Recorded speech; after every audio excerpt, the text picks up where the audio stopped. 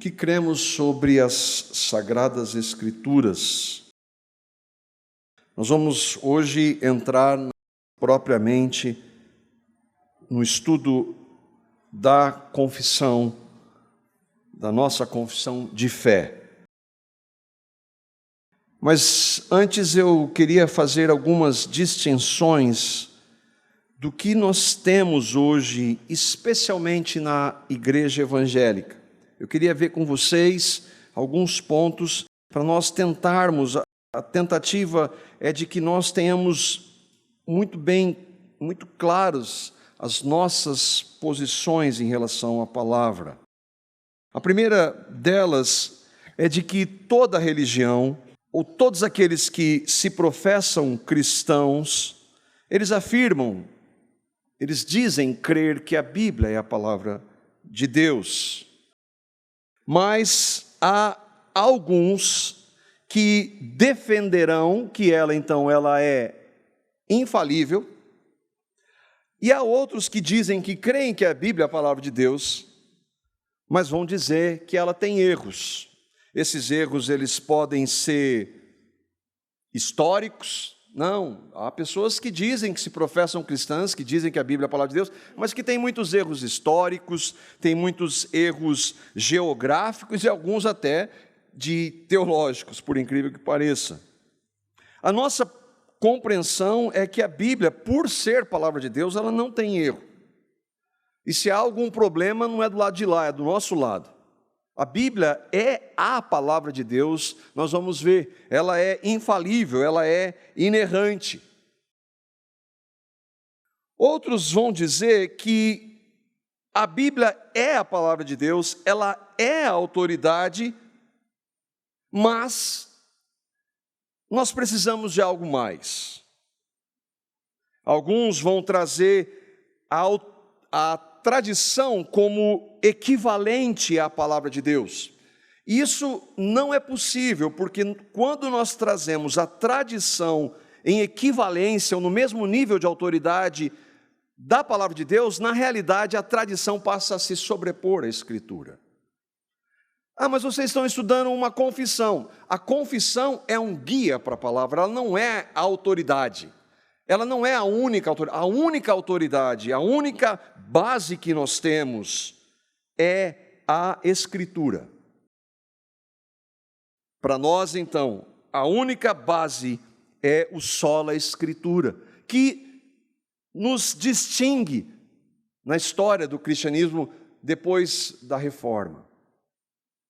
Nós temos tradições, algumas práticas, mas elas não podem, e nós clamamos que elas jamais se coloquem acima da palavra de Deus. Alguns que vão misturar, alguns que estabelecem, por exemplo, o catolicismo romano estabelece claramente, de acordo com seus dogmas, que a tradição ela é tão importante e tem o mesmo nível que a Bíblia. Outros não vão dizer, não, só a Bíblia, mas as suas práticas e as suas ações, as suas tradições locais, elas são tão fortes que elas acabam se sobrepondo à Escritura. Mesmo que essas pessoas, às vezes, elas não façam isso intencionalmente. Nossa oração, nosso desejo é que somente a Escritura seja a nossa única regra de fé e de prática. Todos, e aí é importante nós entendermos isso, todos, religiões e pessoas têm uma forma de compreender, alguma forma de interpretar a Bíblia. Mesmo que alguns digam, olha, a minha interpretação foi dada pelo Espírito Santo. O que eu creio foi o Espírito Santo. E aí um exemplo para nós tentarmos compreender. Essas pessoas que dizem que a Bíblia não tem erro, que eles creem em Cristo, que eles creem no Evangelho, que eles têm o Espírito Santo, mas divergem sobre algum ponto, por exemplo, o que é o batismo no Espírito Santo. Nós vamos entrar nisso. Mas o que é? Há grupos que professam tudo isso, mas que creem de forma diferente. E eles vão dizer, a minha compreensão foi dada por Deus. Mas há irmãos em Cristo que creem que a palavra de Deus, a Bíblia, em Cristo, eles creem no Evangelho, eles têm o Espírito, mas pensam diferente. Então você está dizendo que se a tua é do Espírito, a do outro não é, por consequência, não dá para os dois estarem corretos. No fim, a questão é que vai haver uma interpretação e há uma opção que vai ser escolhida, e isso é, admita-se ou não, uma interpretação. Eu creio que é mais humilde, ao invés de dizer, Deus me falou, o que por consequência anula qualquer outra possibilidade, porque se Deus falou, quem vai falar contra Deus? É mais humilde nós dizermos, olha, eu creio que esta compreensão é a que mais glorifica a Deus, é a mais fiel à Escritura e que mais glorifica e está centralizada no Evangelho. Outros, e é importante nós entendermos que todos têm pressupostos ou preconceitos. Quando eles vão para a palavra e as suas compreensões, eles vão trazer algum... Ninguém, não existe a ideia da tábula rasa, de que nós chegamos totalmente isentos de qualquer ideia pré-concebida. Não dá, nós não podemos, não dá para você desconsiderar a nossa história maculada pelo pecado. Todos têm pressupostos nas suas interpretações, têm preconceitos, têm bases. Quando nós chegamos para algum texto, e ainda mais quando a gente vem de fundos ou de realidades diferentes, religiosas diferentes, a gente sempre tende a chegar para aquele texto com uma compreensão. Por exemplo, ontem mesmo nós estávamos conversando, e vocês já ouviram falar daquele texto que o ladrão veio para matar, roubar e destruir. Quem que vem para matar, roubar e destruir? De quem está falando o texto? Do diabo? Não, está falando de falso profeta. Eu fui perceber isso na leitura do texto ontem por exortação de um irmão. Ontem. Eu sempre disse isso. Por que eu sempre disse? Porque eu fui ensinado assim e não fui verificar o texto para ver se era realmente assim. Todos nós chegamos com alguns conceitos, e esses conceitos precisam ser revistos de que forma? À luz da Escritura. Por exemplo, todos nós vivemos em um sistema que funciona de que forma? Se você estuda, você ganha nota. Se você trabalha, você recebe o salário. Se você se dedica, você vence a prova, a competição. Se você é popular, os outros aceitam. Se você obedece a Deus, você ganha salvação. É assim? O último não, os outros todos são. Mas a gente vem para a palavra, para a fé cristã com essa ideia. E quem crê dessa forma, isso é uma heresia. Nós somos salvos pela graça, não pelo que fazemos. É um pilar. Mas nós trazemos esses conceitos. Nós nascemos em pecado. E a nossa capacidade de aprimorar essa natureza, ela vem e ela é trazida para o nosso meio. Com isso eu quero dizer que nós temos, como comunidade, pressupostos. Nós temos bases. É a Escritura, só ela. Mas como nós a lemos? Nós a lemos, por exemplo, como um dos solas, só a Escritura. Nós entendemos que a salvação é pela graça. Como? Nós cremos nas doutrinas da graça. Que a salvação é um ato soberano de Deus. E que o homem não participa. Nós vamos ler, está na palavra, mas nós vamos ler com essa base. Então todo mundo tem, mesmo aqueles que digam que não, todos têm. E o importante é que toda compreensão vai ser julgada por Deus. Há a responsabilidade de quem prega, e de quem ouve, e de quem compra. Tendo isso como introdução, nós vimos na semana passada por que nós adotamos uma confissão firmada na Escritura que serve para nos nortear na compreensão da Escritura.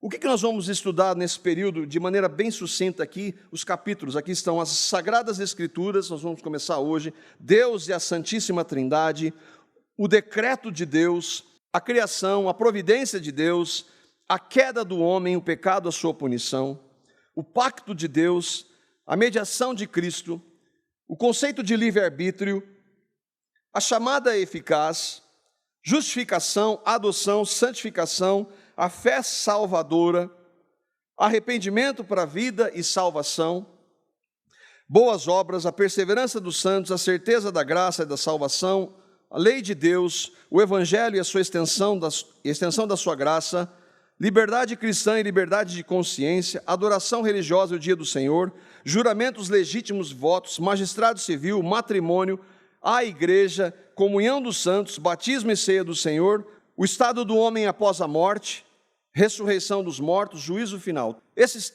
30 estão na confissão que nós adotamos, a confissão de 1689. Na época não existia o pentecostalismo.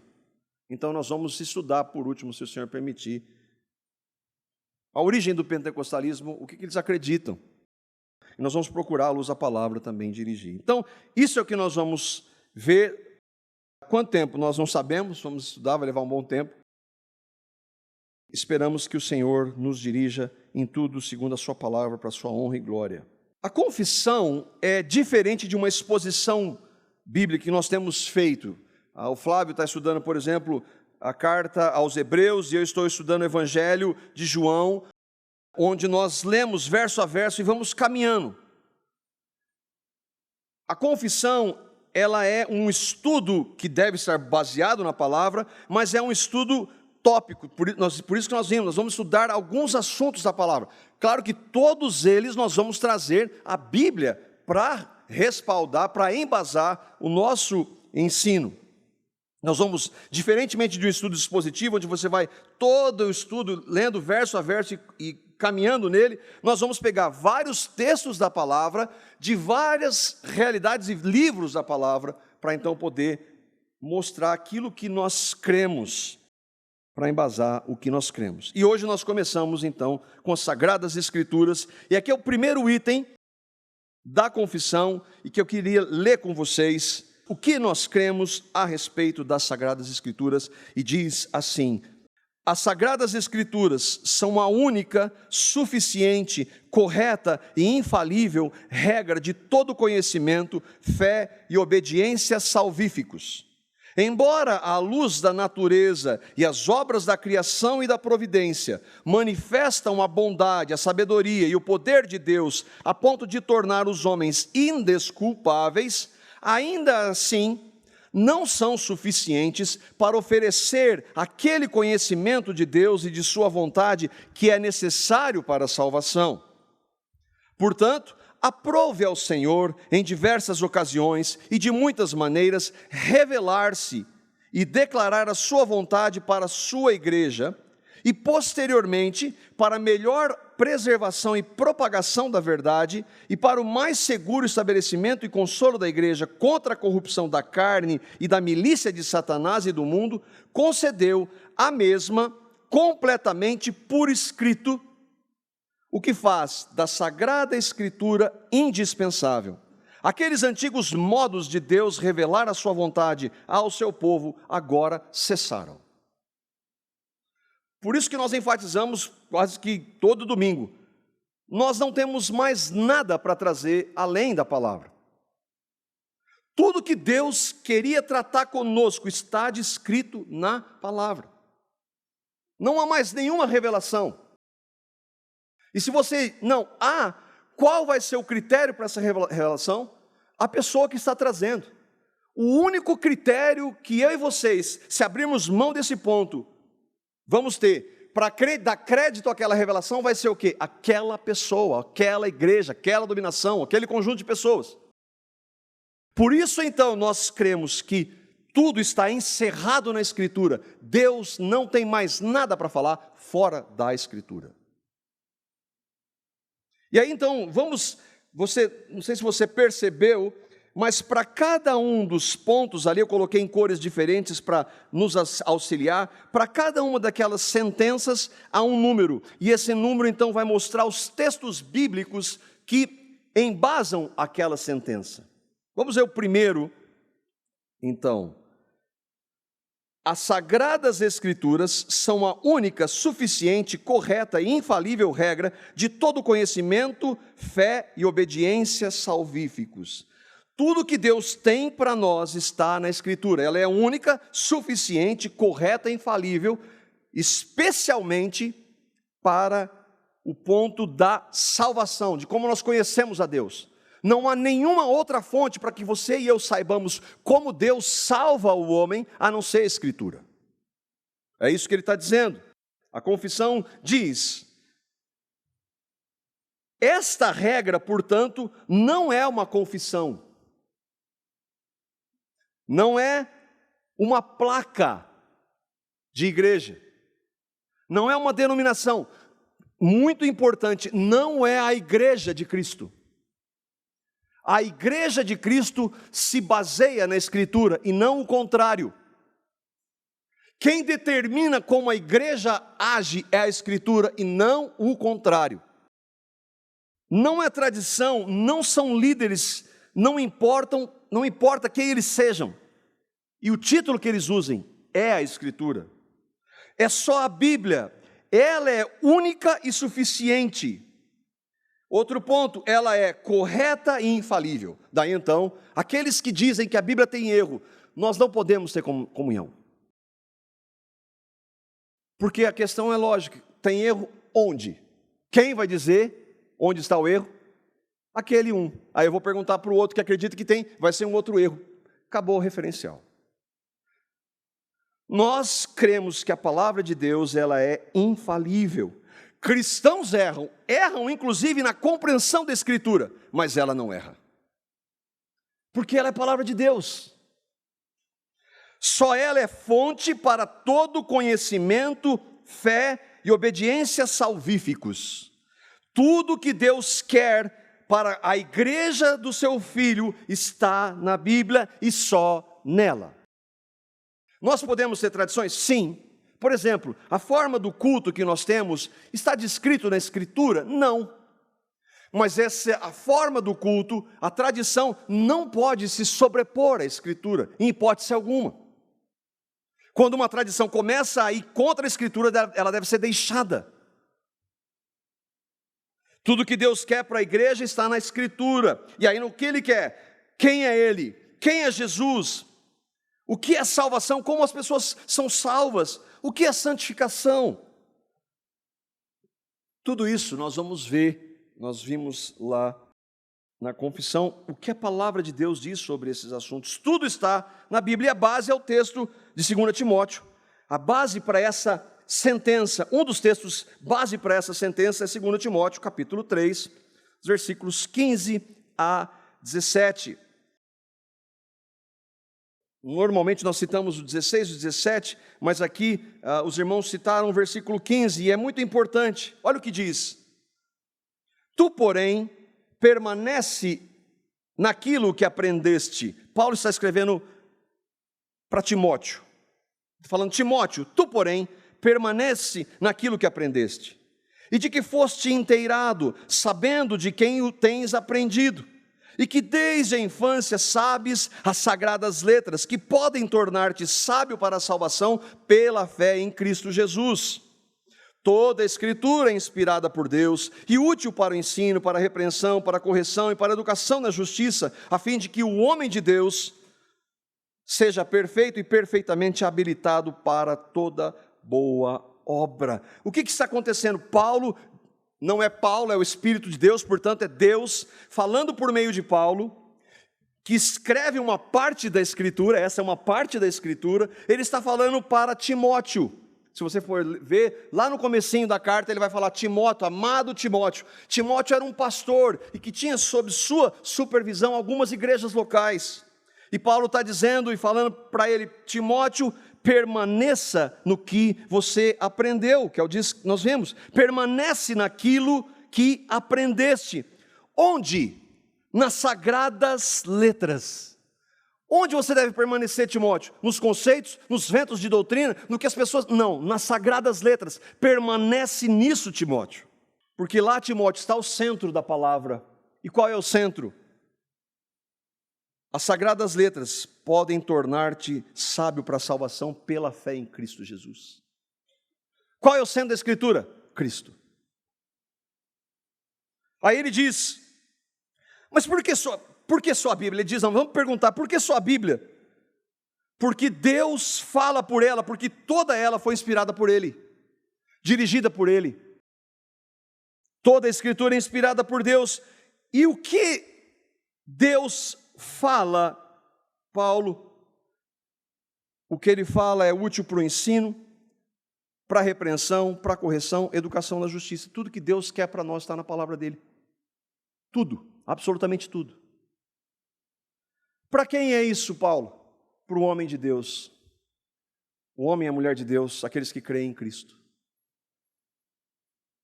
Em Isaías capítulo 8, Deus usa o profeta para transmitir a sua palavra. Deus está ali alertando o profeta Isaías de uma destruição que ele mesmo, Deus, enviaria pelo Império Assírio. Nós vemos no versículo 1, no capítulo 8, Isaías escreve, disse-me também o Senhor, toma um grande rolo, escreve nele, e aí ele está dizendo, o que eu estou escrevendo é Deus, foi Deus quem me disse. Deus, então o Senhor traz vários ensinos, exortações e correções, ele profetiza, e aí então nos versículos 19 e 20, que é o que nos interessa dentro do conceito de Sagrada Escritura, ele vai dizer, Isaías capítulo 8, versículos 19 e 20, quando disserem a vocês, Isaías está falando para o povo de Deus, quando disserem a vocês, consultem médios e espíritos, que murmuram encantamentos, pois todos procuram seus deuses e os mortos em favor dos vivos, respondam, quando alguém dizer isso, chegar e dizer isso para vocês, o que vocês devem responder? A lei e os mandamentos.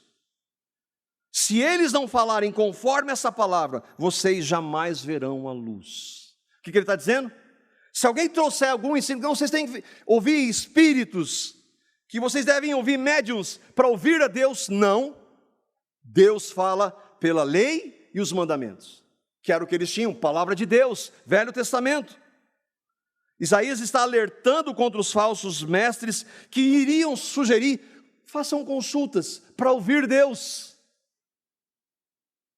E ele está sendo categórico, o profeta de Deus não está falando, ouçam o que eu digo, ouçam a palavra. O profeta de Deus está dizendo isso.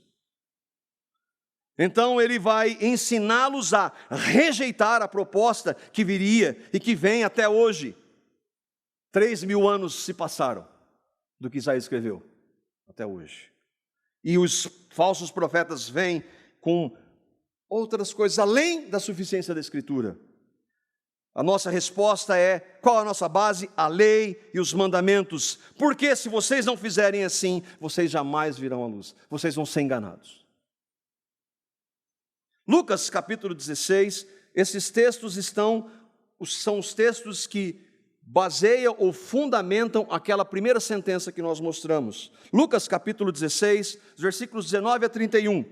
E aqui é sempre bom porque a gente está pegando o texto, daí a proposta do estudo expositivo, porque você já conhece o contexto. Para cada realidade tem que trazer um pouco do contexto para a gente se localizar no que está acontecendo.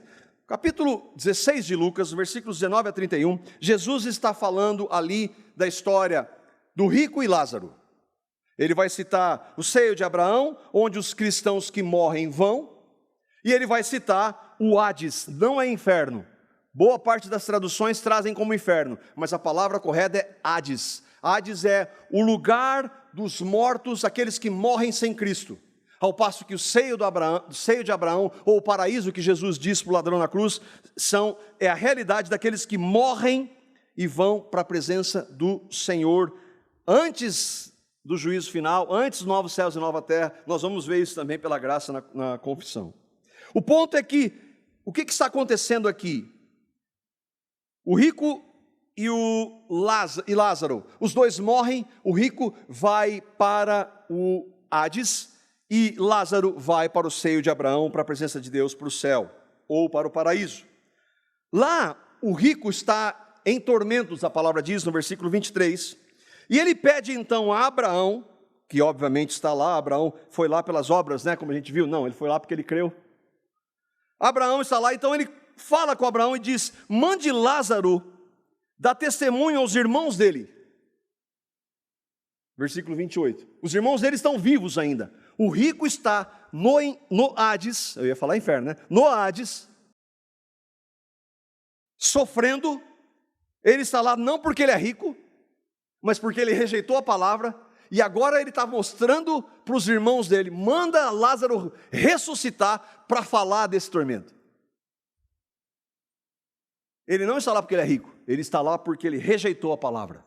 Aí então, Abraão diz que é importante que eles creiam, os irmãos dele, creiam em Moisés. Vamos ler o texto, versículos 29 a 31. O relato todo é de 19 a 31, nós vamos ver o 29 a 31. Diz assim: o rico está no Hades falando com Abraão, então Abraão vai responder o pedido dele de mandar Lázaro ressuscitar para falar para os irmãos dele que estão vivos. E é impressionante isso. Ele diz assim: respondeu Abraão, eles têm Moisés e os profetas. O que é Moisés e os profetas? A palavra de Deus.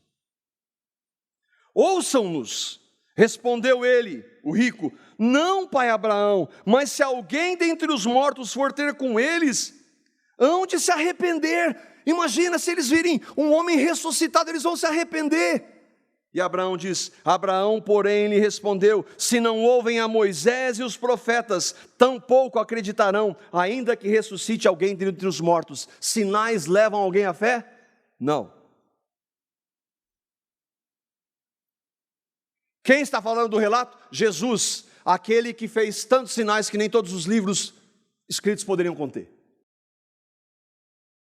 Se ele não dá ouvido à palavra de Deus, que aponta para o Evangelho, nada, absolutamente nada vai levá-los ao arrependimento. Efésios capítulo 2, Paulo, mais uma vez, no Espírito Santo, não é Paulo, é o Espírito Santo, escreve aos cristãos de Éfeso, e ali ele mostra várias verdades em Cristo. Por exemplo, que nós estávamos mortos, versículo 5, no capítulo 2, que nós somos salvos pela graça, texto que nós sabemos de cor, versículo 8 e 9, que nós somos família de Deus, versículo 19, e várias outras verdades que fazem parte daqueles que creem em Cristo da igreja. Paulo então vai revelar onde estão estas verdades. Efésios capítulo 2, versículo 20. Onde eu descubro todas essas verdades maravilhosas, essas doutrinas fundamentais da fé, Paulo? Onde eu vejo? Aí ele vai dizer, edificados sobre o fundamento dos apóstolos e dos profetas, sendo ele mesmo Cristo Jesus, pedra angular. Qual é o fundamento dos profetas? Velho Testamento. Qual é o fundamento dos apóstolos? Novo Testamento. A igreja é edificada em cima da palavra de Deus. De tudo aquilo que a palavra de Deus descreve e aponta para a centralidade de Cristo. Paulo está dizendo, o nosso centro é Cristo Jesus. Mas qual Cristo Jesus, Paulo? Aquele que está no fundamento dos apóstolos e dos profetas. E onde está? Na Escritura. O segundo ponto da confissão, nós vamos ler novamente, diz assim: embora a luz da natureza e as obras da criação e da providência manifestam a bondade, a sabedoria e o poder de Deus a ponto de tornar os homens indesculpáveis, ainda assim não são suficientes para oferecer aquele conhecimento de Deus e de sua vontade que é necessário para a salvação. Nós vamos ver o que a palavra de Deus mostra que a criação aponta para ele, mas não dá para saber pela criação, olhando o que Deus criou e vendo a nossa consciência de certo e errado que está colocada por Deus, não dá para saber que nós somos salvos pela graça em Cristo. A criação mostra que existe um Deus e os homens são indesculpáveis, mas só podemos conhecer a Cristo por meio da Escritura. Vamos ver o primeiro texto, Salmo 19, versículos 1 a 4. O que ele quer dizer aqui é que saber da existência de Deus, todo ser humano sabe, pelas coisas que foram criadas, que nós vamos ver, e pela consciência. Mas conhecer a Deus relacionalmente só por meio de Cristo. De qual Cristo? O Cristo da Escritura. É isso que ele está dizendo. Essa parte da confissão está enfatizando isso. E aí o Salmo 19, versos 1 a 4, então eles vão trabalhar agora os textos que mostram como o homem sabe da existência de Deus. O ateu mente para ele mesmo. Todo mundo sabe da existência de Deus. A Bíblia é absolutamente clara em dizer isso. Salmo 19, versículos 1 e 4 diz assim: os céus declaram a glória de Deus, o firmamento proclama a obra das suas mãos.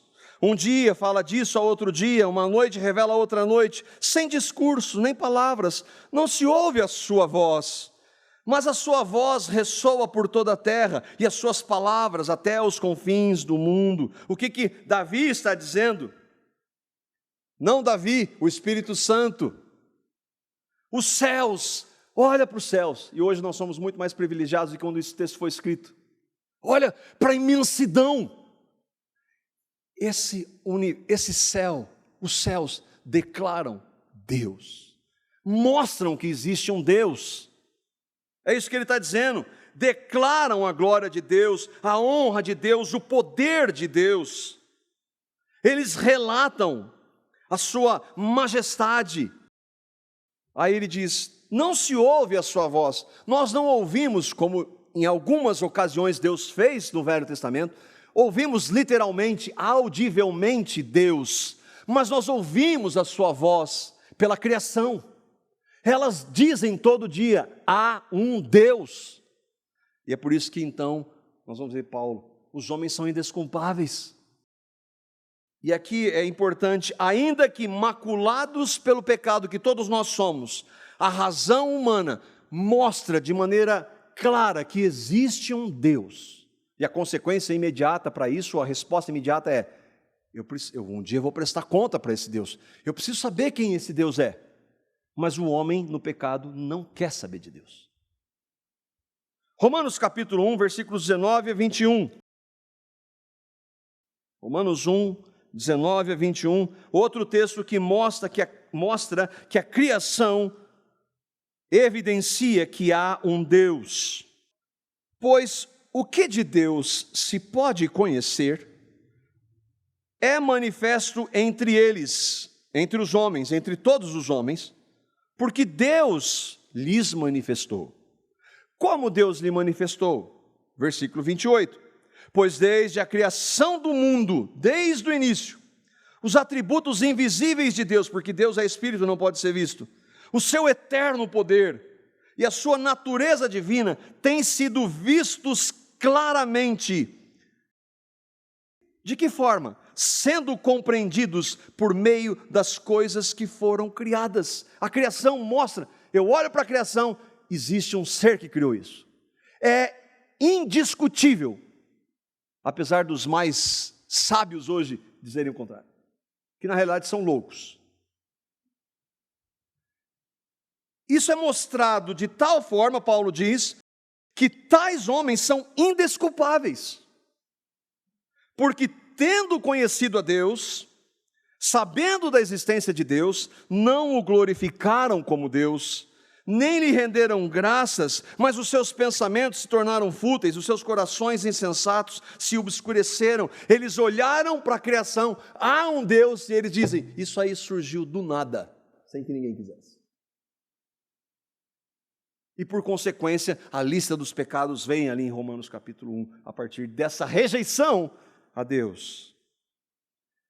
Todos sabem da existência de Deus. O índio, lá na selva, que nunca ouviu, não tem contato com a civilização, ele sabe, e ele é indesculpável. Ele deveria olhar e buscar Deus, mas ele não busca, ele troca por qualquer coisa.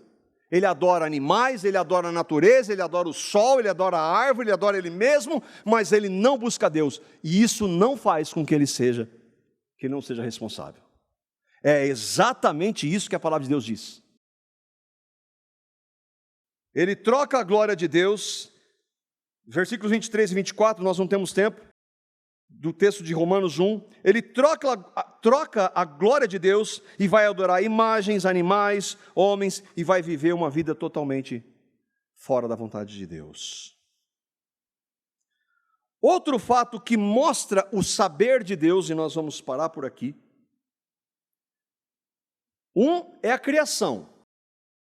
Só isso já mostra que nós deveríamos buscar Deus, mas ninguém busca. E todos são indesculpáveis diante de Deus. Eu não conhecia sim. Olha o que eu criei, e você sabe disso. O outro fato está em Romanos, capítulo 2, é a consciência do certo e do errado. A gente está começando a ensinar o Davi na palavra, mas ele sabe fazer muito bem o errado. Ele faz o errado, ele nasceu assim. Estou falando do meu filho, para ninguém achar que estou falando mal do filho de quem quer que seja. Ele nasce em pecado e a propensão dele é sempre para o pecado. Para o errado, ele vai esconder o que ele fez. Por quê? Porque ele nasce. E por que ele esconde? Apesar de ser incipiente, ainda como um bebê, como uma criança, ele já sabe. E o texto de Romanos vai dizer isso. Romanos capítulo 2, versículos 14 e 15, Paulo está falando aqui dos pagãos, dos gentios, que não tinham lei, diferentemente dos judeus que tinham a lei escrita. Quando os gentios, ou todos aqueles que não são judeus, que por consequência naquele momento não tinham a lei, que não têm a lei, praticam naturalmente o que a lei ordena, tornam-se lei para si mesmos, embora não possuam a lei. O que ele está dizendo? Eles não têm a lei escrita, mas o que eles praticam, certo e errado, é a lei para eles. De onde vem isso, Paulo? Não vem da lei escrita, porque eles não têm. Paulo vai dizer, pois eles mostram as exigências da lei, estão gravadas em seus corações, no seu interior, o senso do certo e do errado está lá. Disso dão testemunho também a consciência e os pensamentos deles, ora acusando, ora defendendo. Quando uma pessoa, por exemplo, diz a verdade e alguém fala, você mentiu, a consciência dela diz que não. Quando ela mente, a consciência acusa, ainda que ela continue na mentira. E isso serve para qualquer ser humano, em qualquer tempo da história da humanidade. Todo ser humano sabe, para dizer um pecado, que mentira é pecado, ainda que não chame de pecado.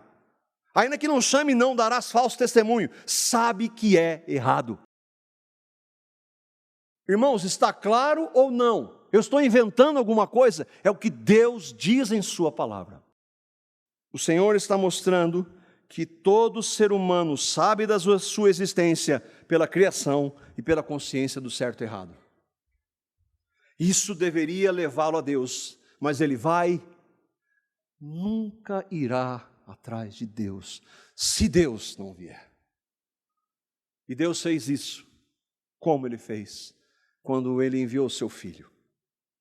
Deus veio atrás do homem, porque logo após a criação, ele desobedeceu a Deus, se rebelou, eu não quero, e desde então ele foge. Não é que isso aconteceu a Adão e Eva, mas Deus, por amor e graça, mandou o seu Filho, para a salvação de pecadores que não querem, não buscam, que amam o seu pecado. Ele fez isso em Cristo, quando Deus, Filho, Jesus Cristo se manifestou, veio, nasceu da Virgem há 2000 anos, viveu uma vida plena, sem pecado, diferentemente de nós. E como pagamento pelos nossos pecados, Ele morreu na cruz. O seu sangue derramado, Ele nos perdoa dos nossos pecados. Na sua ressurreição, Ele nos dá uma nova vida. Para quem? Para todos aqueles que nele creem. E Ele não somente morreu por nós, mas Ele nos fez morrer. E agora a vida dEle em nós vai nos capacitar a viver de acordo com a palavra dEle. Você crê nisso? Esse é o Evangelho. Irmãos, nós vamos andar bem devagar. Você viu ali que temos 4 pontos do primeiro item das Sagradas Escrituras, nós vemos 2.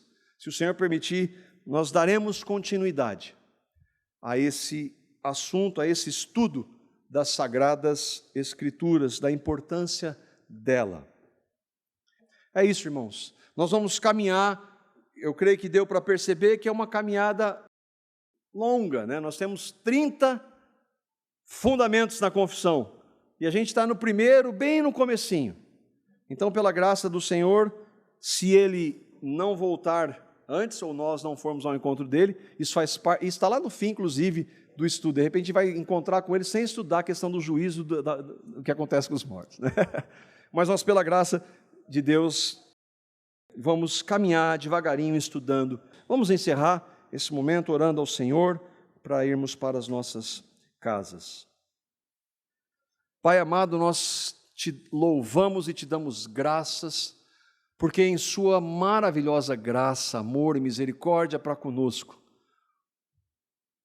o Senhor fala conosco hoje pela sua palavra. Nós lemos que o Senhor inspirou homens, todos eles pecadores, falhos como nós, mas o que o Senhor os inspirou é a tua palavra infalível. E nós podemos nos achegar a ela com absoluta certeza de que todas as vezes que vamos com o coração contrito, em submissão a ela, o Senhor ainda fala conosco. Ainda que não, neste momento, nós não possamos ouvi-lo, Pai.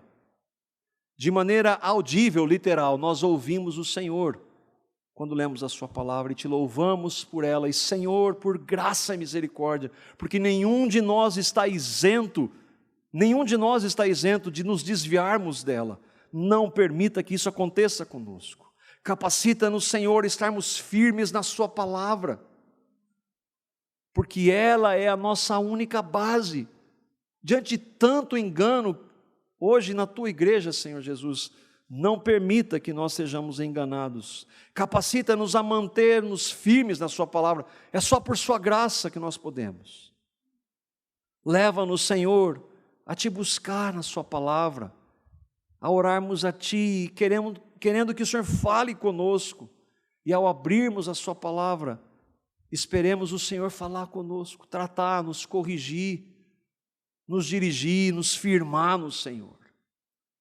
Obrigado, Pai amado, pela sua palavra. Pai, e no nosso contexto, Senhor, nós temos tantas versões, tantas ferramentas.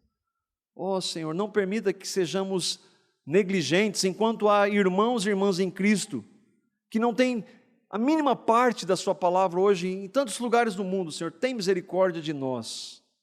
Leva-nos a querer te conhecer, Senhor.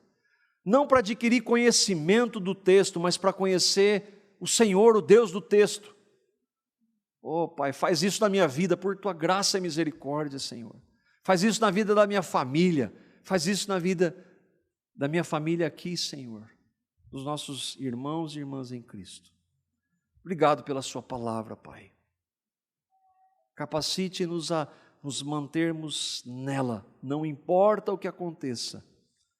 Nós oramos a Ti, em nome daquele por quem nós pudemos entender a Sua palavra, nosso amado Senhor e Salvador, Jesus. Amém e amém.